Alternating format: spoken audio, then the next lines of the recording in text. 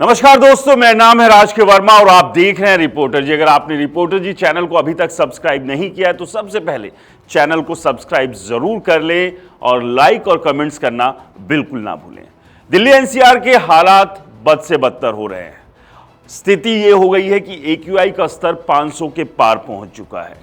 अब इस हवा में अगर आप सांस लेते हैं तो आप समझिए कि धीरे धीरे आप मौत की तरफ बढ़ रहे हैं। और ये स्थिति हर साल बनती है, यानी कि जैसे ही हल्की सी ठंड शुरू होती है, शहर की हवा के अंदर धुंध की जगह स्मोग फैलना शुरू हो जाता है। एक दौर था जब सर्दियां शुरू होती थी तो हल्की सी धुंध और उसके साथ गुनगुनी हवा का मजा जो है वो शहर के लोग लेते थे। लेकिन अब जब सुबह होती है तो आपको आसमान में धुंध नहीं दिखती है, यानी कि फोग नहीं मिलती है, आपको स्मोग मिलती है। वो धुआं, वो जहरीला धुआं जो आपको, आपके परिवार के लोगों को लगातार बीमार कर रहा है। अब इसके पीछे जिम्मेदार कौन है, ये आप भी जानते हैं और हम भी जानते हैं। कुछ जिम्मेदारी आपकी और हमारी भी है, लेकिन शासन और प्रशासन को जो ठोस कदम उठाने चाहिए वो आज तक नहीं उठाए गए हैं और ये स्थिति लगातार अब बिगड़ती ही जा रही है।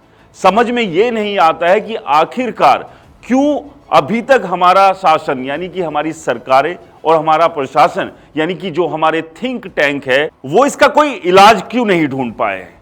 ऐसी कौन सी रॉकेट साइंस है जिसे लगाने के बाद ही हमें इस पॉल्यूशन से छुटकारा मिल पाएगा। क्या ये पॉल्यूशन सिर्फ सर्दियों में आता है? ऐसा नहीं है, ये पॉल्यूशन पूरे साल भर रहता है, लेकिन पूरे साल भर की स्थितियां अलग होती है। गर्मियों में धूप होती है, इसके अलावा हवा चल रही होती है, बरसात के मौसम में पानी होता है, तो ये स्मोग हमें परेशान नहीं करती है। लेकिन जैसे ही सर्दियां शुरू होती है, हवा के अंदर नमी आ जाती है और इस नमी के अंदर जो ये पॉल्यूशन हवा में घूम रहा होता है वो सेटल हो जाता है और इसी वजह से ये लगातार हमारे लिए परेशानी का सबब बनता है। और इसके बाद हमारी सरकारें क्या करती है? हमारी सरकारें तमाम तरह की पाबंदियां लागू कर देती है। अब ग्रैप 4 लगाया गया है और गुरुग्राम की स्थिति की बात करें तो गुरुग्राम शहर में भी 500 से ऊपर AQI पहुंच चुका है। अब चर्चाएं इस बात को लेकर हो रही है कि क्या इस तरह की स्थिति में गुरुग्राम के अंदर लॉकडाउन लगा देना चाहिए, वही लॉकडाउन जो कोविड के दौरान देखने को मिला था। पहली बार लॉकडाउन जैसा शब्द जो है वो कोविड यानी कि कोरोना के दौरान देखा गया और उस दौरान किस तरह की स्थिति थी वो आप और हम अच्छे से जानते हैं। अब एक बार फिर से लॉकडाउन की चर्चाएं क्यों हो रही है? इसके पीछे है हमारा पड़ोसी देश पाकिस्तान।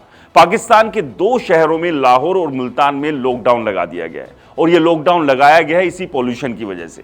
इन दोनों शहरों का AQI स्तर बेहद खराब हो गया है और स्थिति ऐसी भयावह हो गई है कि शायद कोविड के दौरान भी नहीं हुई थी। और इसी तरह के हालात गुरुग्राम में भी बन रहे हैं। तो क्या इन हालातों में पूरे शहर को बंद कर देना चाहिए? क्या ऐसा करने से हमें इस पॉल्यूशन से निजात मिल सकती है? क्योंकि अभी की स्थिति की बात करें तो ग्रैप 4 लागू किया हुआ और इस ग्रैप 4 में भी बहुत सारी पाबंदियां लगा दी गई है।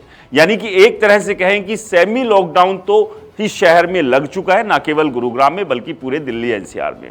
12वीं तक के स्टूडेंट्स की छुट्टियां कर दी गई है, यानी कि स्कूल बंद हैं।